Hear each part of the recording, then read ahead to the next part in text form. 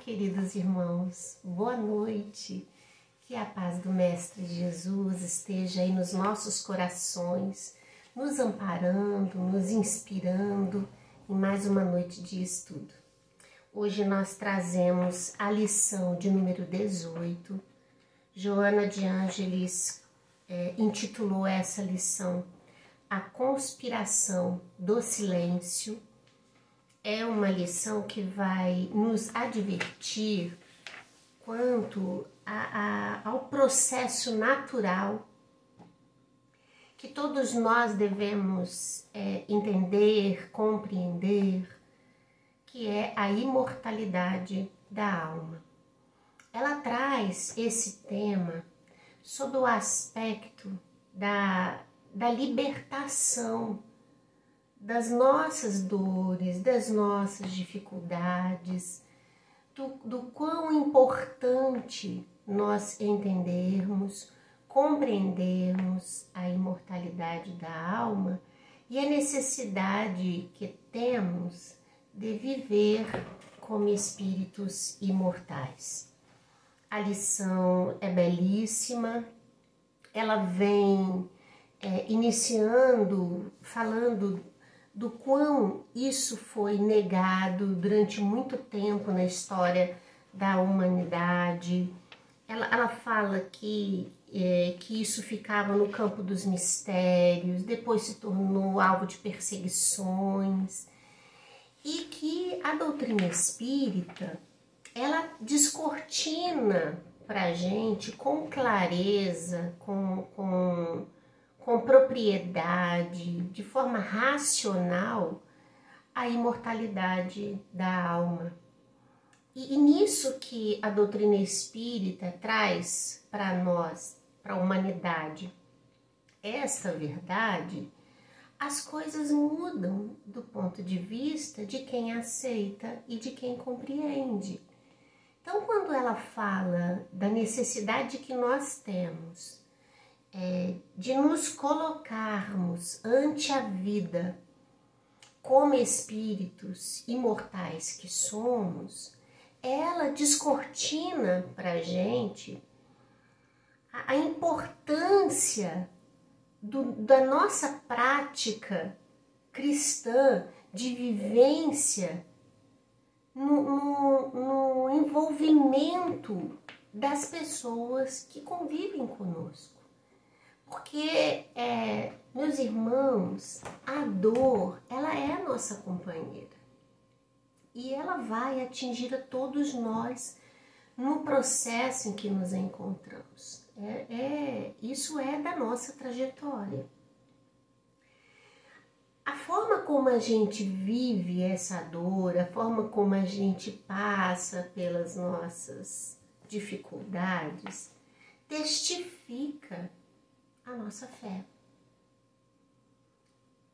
E a fé raciocinada, que pontua para nós a razão legítima das ocorrências da nossa vida, ao mesmo tempo que nos sustenta a continuar. Então, quando a gente consegue experienciar estes desafios pautados no conhecimento e na aceitação desta verdade, a gente trilha esse caminho de forma diferente. Isso é inevitável, não é, meus irmãos? Porque tudo na vida, as nossas ações, o nosso pensamento, aquilo que a gente passa para os outros, na nossa forma de falar, no campo das nossas ideias, das lutas que travamos, das seleções que fazemos, daquilo que a gente acha que realmente vale a pena se debruçar, daquilo que a gente já não coloca tanto num patamar de muita importância. Essa nossa relação conosco mesmo, com com a nossa dor, com o nosso jeito de ser, com os nossos anseios, com as nossas expectativas, assim como a nossa relação com o próximo, na compreensão que o outro nos merece, no respeito que ele merece de cada um de nós, no entendimento das relações de afetos e do não afeto que a vida vai nos colocando em contato, da nossa relação com a vida, com o espaço físico que nós ocupamos, com o planeta, com a nacionalidade, com o estado, com a cidade, o bairro, aonde a gente se situa nesse cenário presente. Essa nossa relação com tudo isso, ela se dá a partir das lentes com as quais nós enxergamos as coisas. E esse nosso enxergar, esse nosso entender está dentro de nós, daquilo que a gente aceita como verdade, daquilo que a gente traz como crença, daquilo que a gente traz como formação, daquilo que a gente traz como vivência da vida presente, daquilo que a gente traz como acervo das vidas vividas. Então, a forma como nós lidamos com as coisas deveria ser o verdadeiro testemunho nosso ante o amor de nós por Jesus. E Jesus é portador da boa nova de amor. Jesus vem nos falar da vida. Jesus vem falar para nós da vida em abundância. O que o Mestre Jesus nos coloca quando fala de vida em abundância? Se nós restringirmos a vida ao início do nascimento e ao término com a morte, a gente não consegue entender esta vida em abundância que nos aguarda. Porque a imortalidade descortina para nós a importância que cada minuto tem na vida e na história de cada um de nós. De que nenhum minuto sequer se perderá. E que a cada minuto novo nós temos a oportunidade de fazer melhor aquilo que a gente não fazia. Cada minuto abre para a gente como uma nova possibilidade de aprendizado e de vivência cristã. Olha como que essa estrutura, ela modifica os nossos parâmetros. O sentimento de culpa, ele perde para nós o martírio que sente aquele que não vislumbra a possibilidade de se melhorar, de se corrigir, de se auto-perdoar. A ideia da vida que se extingue com a morte, ela é extremamente assustadora. Porque ela pressupõe dois comportamentos muito perigosos. O primeiro, eu acho que é o fato da gente querer aproveitar, então, cada minuto da vida física, e nessa ideia como ele sendo único, absoluto, né? Porque a vida, para quem pensa assim, começa com o nascimento e termina com a morte. Então a pessoa quer aproveitar disso tudo aqui como se estivesse num grande playground querendo se divertir.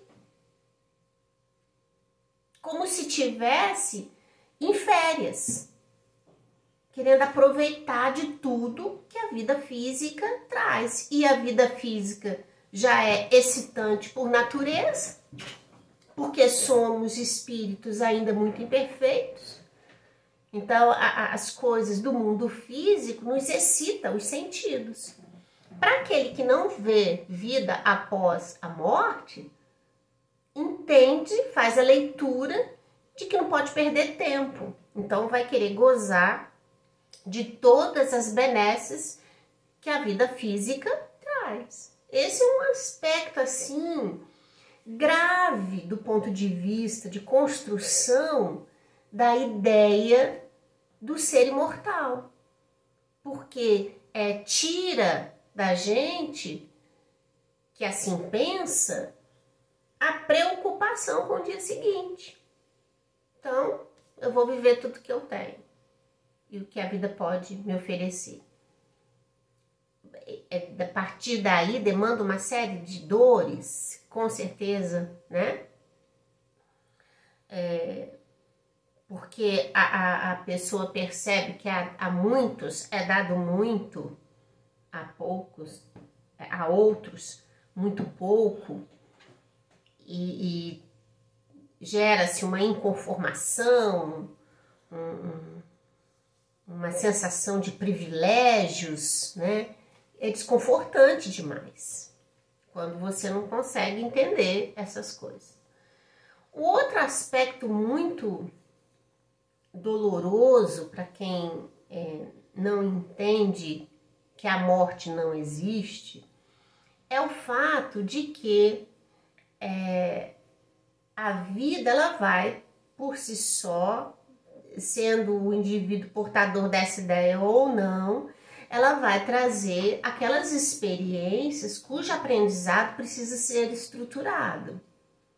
E a dor, ela virá, porque a espiritualidade amiga vai tentar de todas as formas tocar esse coração, para que ele desperte para as coisas espirituais, as coisas que são duradouras, da verdadeira vida, não é? Bom, a gente sabe também que todos estamos regidos pela lei de ação e de reação, independente das nossas crenças. E que a cada um, segundo suas obras, não é da lei? Então, dias virá de sofrimento e de dor, porque nós estamos aí nessa fase da colheita, nós estamos num planeta de provas e de expiações, não tem como fugir disso. Bom, e quando isso chega, aquele que acha que a vida termina no túmulo, ele fica desesperado. Porque a dor vem a desestabilizar as férias que ele acha que ele está gozando. Então, isso causa desespero. Não entende porquê daquilo tudo. Não compreende, às vezes, das situações mais adversas que ceifam, às vezes, a sua saúde física, que lhe causa limitações físicas, neurológicas, não é? E assim a construção vai se dando dos erros, né? Daquele que, tocado ainda por lembranças muito marcadas do passado, comete delitos dos quais se arrepende, mas não vê a oportunidade de recomeçar, não vê a oportunidade de reconstruir. Então isso é doloroso demais. Vive em sofrimento, marcado por aquela atitude, sem entender que a vida nos é dada sempre com a oportunidade de recomeçar. Então é muito triste isso. Assim como o conceito do gozo das virtudes pós-morte ou da penúria constante. Ora, então a doutrina espírita, ela é libertadora para nós quando ela traz o tema da imortalidade da alma num sentido elevado das considerações desse tema, colocando para nós que a vida não cessa com a morte, mas que também não nos tornaremos virtuosos ou ficaremos em sofrimento constante pelos nossos atos na vida física. O fato é que quando a doutrina espírita nos coloca o processo de construção de nós próprios na estrutura que nos compete como espíritos imortais que somos, de trabalhar o nosso íntimo, de reconstruir a cada dia acima das dores vividas, dos sentimentos que fervilham dentro de nós. É quando a gente aprende a importância de lidar com os nossos medos, com as nossas inseguranças, quando a gente reconhece o Cristo como o Cristo consolador, que está ao nosso lado o tempo todo, porque zela por nós, porque é patrono do nosso planeta, porque cuida do nosso processo de evolução.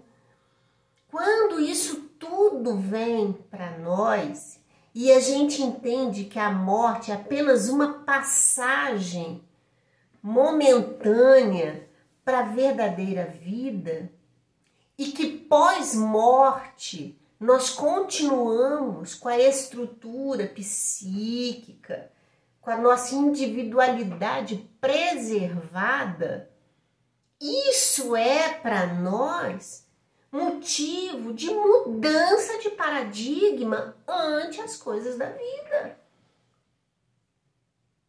Então, a dor passa a ter um outro entendimento. A alegria passa a ser buscada em outros padrões. Os laços de afeto tomam para a gente um sentido profundo.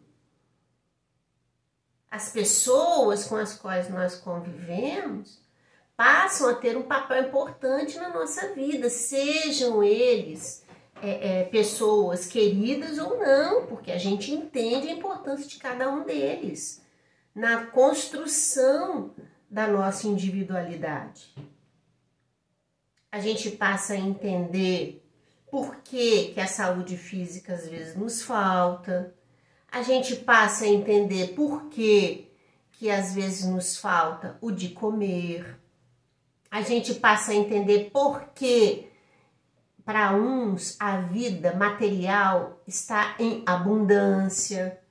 A gente entende essas coisas todas, porque a gente vê tudo isso um processo progressivo de experiências que são necessárias para cada um de nós. E que os cenários que nos marcam a vida, ele se modifica a cada existência. Então nunca é tarde para recomeçar. Até os sonhos de alegria, nunca é tarde para recomeçar. Nunca é tarde para você querer estudar um pouco mais. Nunca é tarde para você querer aprender a tocar um instrumento. Nunca é tarde para você querer se envolver numa atividade filantrópica. Nunca é tarde para você se aproximar daquela pessoa que você teve tanta dificuldade de se relacionar. Nunca é tarde para dizer que ama alguém. Nunca é tarde para trazer junto de si as oportunidades do trabalho, na prática da caridade. Nunca é tarde. Nunca é tarde. A gente sempre pode começar. Porque a vida não cessa com a morte. Agora vamos imaginar, vamos pensar o trabalho de Kardec quando toma contato com essa verdade. Imagina o coração de Kardec transbordando diante de um conhecimento desse, que ele sequer tinha entendimento, mas que não mediu esforços para compreender, não mediu esforços para organizar as ideias e não mediu esforços para fazer isso avançar para a humanidade. Porque não é uma verdade dele, não é dele. Então ele não podia guardar consigo. Outros tantos precisavam compreender. Os mortos se comunicavam, os chamados mortos se comunicavam. E havia em cada mensagem uma ideia, uma lógica racional. Aquilo que era tolo, infantil, por si só foi descartado. E por ele, muitas vezes, no crivo da sabedoria, da racionalidade, da inteligência que caracterizava a mente de Kardec. A capacidade que ele tinha, intelectual, de organizar as ideias. E hoje nos compete entender isso.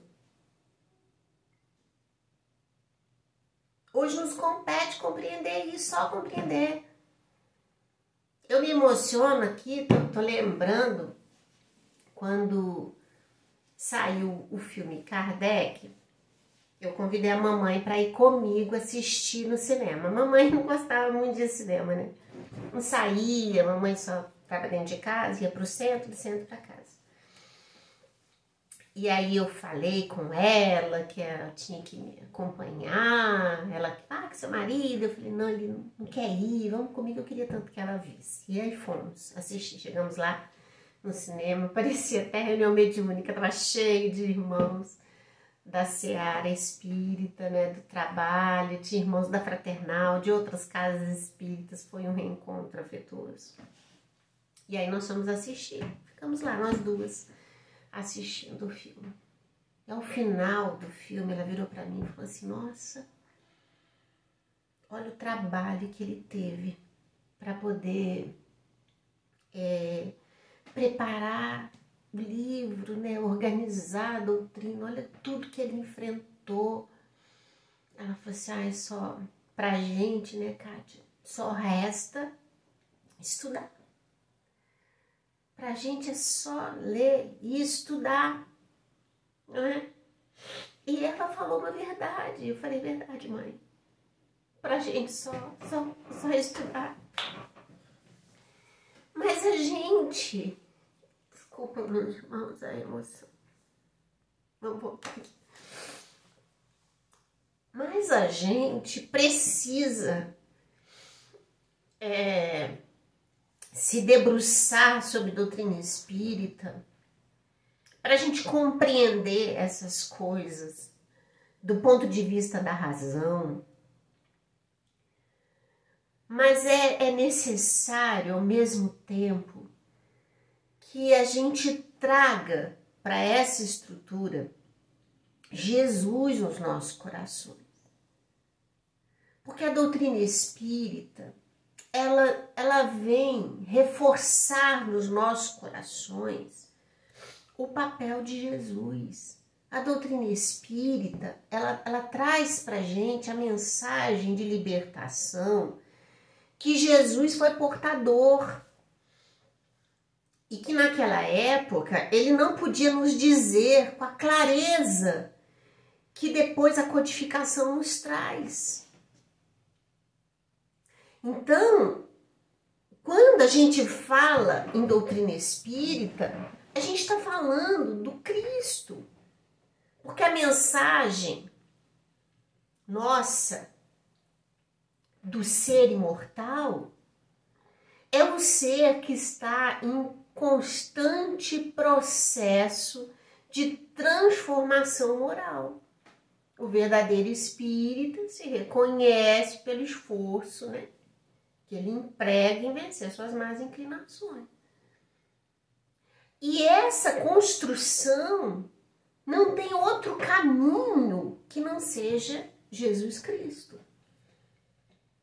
Então, quando a doutrina espírita nos fala do livre-arbítrio, quando nos fala da lei de causa e efeito, quando nos fala de Deus, né, quando nos fala da pluralidade das existências, da pluralidade dos mundos habitados, da lei do progresso, quando a doutrina espírita traz isso para nós, ela está dizendo para nós do reino de Deus, porque a gente só vai atingir a verdadeira felicidade, a gente só vai atingir o processo de purificação quando nós deixarmos o reino de Deus nascer de dentro de nós, dos nossos corações, do nosso íntimo, dessa estrutura que nos compõe como espíritos em trânsito no processo de construção de nós próprios, de retomada da nossa essência divina, de retomada da nossa origem. Os caminhos que nos trouxeram até hoje, das dores que nós vivemos, das dificuldades que nós enfrentamos, esse caminho está marcado pelas escolhas mal feitas, pelo desvio que nós demos a um curso de evolução que Deus nos permite atingir. Então, nessa nossa caminhada, nessa nossa história de construção, a marca das nossas dificuldades, ela está nos nossos desatinos, por tantas vidas vividas em desalinho com a lei de amor. Então, quando a gente se entende neste processo de transformação, a imortalidade da alma surge para a gente como fonte vigorosa de esperança, de alegria interna, de satisfação, de que a gente pode sempre recomeçar, que a gente tem um papel importante na vida, que a vida é importante para todos nós, que tudo aquilo que a gente está vivendo de dificuldade tem tempo certo para acabar, que as nossas limitações elas são momentâneas, porque dia virá em que nós estaremos libertos das próprias amarras que nós fizemos, dos atavismos criados por nós próprios. Nos entender, meus irmãos, como espíritos amados que somos por Deus. Nos entender num processo de construção onde os nossos erros fazem parte do aprendizado necessário e que o Mestre veio até nós para nos dizer de que nós nunca estaríamos sozinhos. Ele se fez presente fisicamente entre nós, para não ficar no campo da utopia. Ele veio nos dizer de que a vida continua. A ressurreição de Jesus nos testifica isso. A quantidade de espíritos que ele atendia, chamados lá endemoniados, né? Os casos em que Jesus ia ao socorro das pessoas que estavam ali subjugados por espíritos fora do corpo físico, estava ali para quem quisesse ver. Negar que a vida continua após a morte é negar esses fenômenos que já se mostravam ali, junto com Cristo. Olha a riqueza. É um grande laboratório para nós pensarmos sobre isso. A mediunidade, ela bate a porta de todos os lares. São aqueles que veem os espíritos, ouvem os espíritos, sentem os espíritos, que são visitados pelos parentes, pelas pessoas queridas que já estão no plano espiritual. Negar a isso é negar a nossa própria essência. E é preciso a gente dizer com clareza. É preciso que as pessoas reconheçam em nós a fortaleza de quem vive como um espírito imortal. A vida tem outra razão para nós, tem que ter. No desespero daquele que entende a vida como um pequeno período do nascimento à morte, qualquer desesperação faz sentido. Mas para o ser que se entende como espírito imortal, não. Mesmo que as provações, mesmo que as dores nos tragam lágrimas, nos tragam dores, sofrimentos, mesmo que traga isso tudo, é a lágrima que vai lavar as nossas almas dessas dores que nós mesmos buscamos para nós e que a espiritualidade tenta nos ajudar.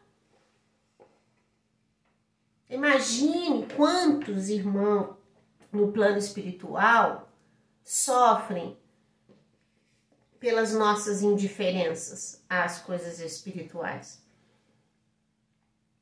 A verdadeira vida é a vida espiritual. Por que a obra de André Luiz, o primeiro livro que André Luiz escreveu, intitulado Nosso Lar?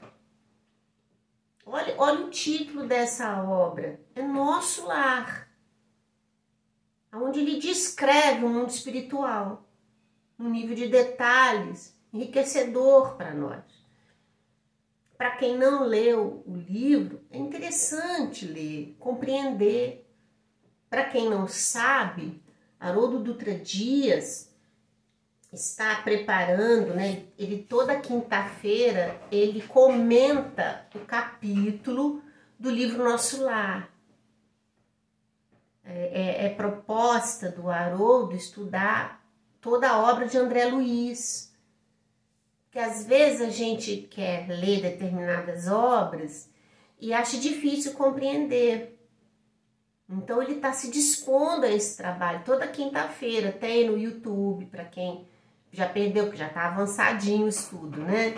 Mas você pode assistir pelo canal do YouTube, ler a lição, ouve, para entender esse mundo espiritual, para entender esse nosso lar, a verdadeira vida. E quando a gente conseguir colocar isso dentro de nós, meus irmãos, nós vamos perceber a transitoriedade das coisas do mundo material. E vamos perceber que a vida cobra da gente um outro sentido. Um sentido existencial. Que nos faz acordar para as coisas que são verdadeiras. Então, um desejo profundo de querer não errar mais, de querer se empenhar em fazer as coisas melhores, de se reconhecer nesse processo com as limitações que a gente tem, mas de tentar dar um passo à frente a cada dia, de entender das nossas fragilidades e agradecer a Deus, porque junto de nós tem um orientador, tem um amigo, tem uma pessoa querida que está ao nosso lado, nos amparando,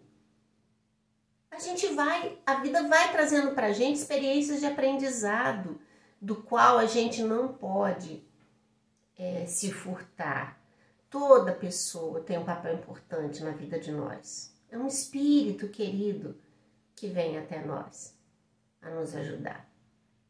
E a gente tem que agradecer a Deus as oportunidades deste convívio.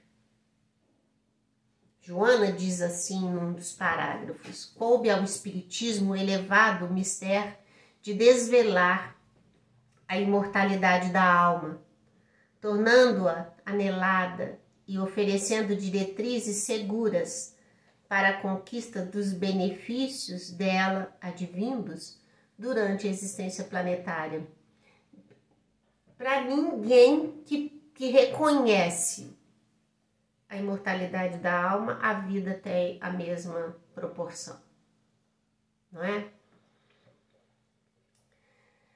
Ela diz assim: a ruptura da conspiração do silêncio em torno da vida, além da vida orgânica, oferece a certeza do sentido psicológico superior da existência terrena, como escola de aprimoramento moral e objetiva plenitude a que todos aspiram. Você põe um outro patamar a vida física. A gente agradece a cada momento vivido, porque a gente sabe que reencarnar é trabalhoso. Voltar à vida física é trabalhoso. Né? A gente se reorganizar, se reencontrar de novo com aqueles que a gente precisa aprender a amar, estar junto daqueles que vêm com a tarefa de ser nossos orientadores, aquela pessoa que vai nos encher de ânimo ante as dificuldades. O cenário social, político, importante, necessário para as experiências que nós vamos viver. Então, reencarnar não é fácil. E aí a gente entende que a vida física ela tem um papel importante na nossa vida, na nossa trajetória, importantíssimo. Mas a gente tem que viver a vida física com o pensamento na verdadeira vida, que é a vida espiritual. Porque aí a gente traz cada experiência dessa vivida aqui na Terra, na vida física, como laboratório, como a escola que está nos preparando para assumirmos tarefas mais importantes na construção de nós próprios como espíritos libertos das nossas imperfeições, mas como contribuinte desta mesma tarefa na seara de Jesus, que Jesus conta com todos nós, não é? Joana diz assim: nada acontece quando não existe uma causa anterior. Se você entende que a vida continua, não faz sentido uma existência só. Aí a ideia da pluralidade das existências começa a tomar forma nesse processo de entendimento. Consequentemente, a lei de ação e reação, as coisas vão se encaixando, né? O livre-arbítrio, tudo vai se encaixando num conjunto de ideias tão perfeito, tão lógico, que a gente não consegue pensar mais fora disso, não é? Ela diz assim: a busca da verdade conduz o indivíduo à plenitude, rompe o véu da ignorância e do medo em torno da transcendência e grandeza da vida, que deve ser experienciada com inefável alegria. Olha isso aqui, porque é interessante Joana falar isso, né? Porque a vida é complicada para todos nós, ela é cheia de desafios, de dificuldades todas, e viver isso com alegria é de quem entende que todas essas dores são passageiras. Então é sempre o sentimento de gratidão, e a alegria é a manifestação dá gratidão a Deus por todas as bênçãos que a vida nos traz, até na dor. Olha que lindo isso que Joana traz para nós. As dores, ela continua, olha, as dores e as ocorrências afligentes são acidentes do programa evolutivo, que de maneira nenhuma interrompe o fluxo do desenvolvimento da inteligência e da moral. Jesus havia anunciado a era nova de conhecimento e de felicidade que a Terra experimentaria.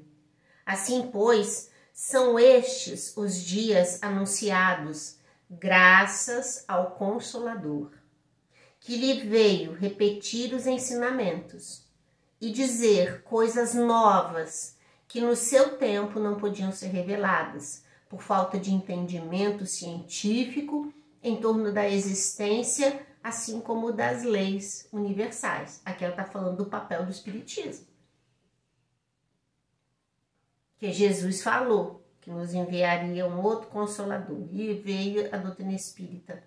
Porque a mensagem da imortalidade da alma é extremamente consoladora.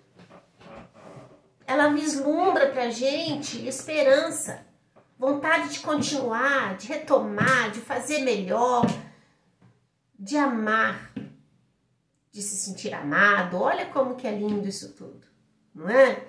Joana coloca assim: este é o momento do autoencontro, da autoconsciência, da comunhão com Deus.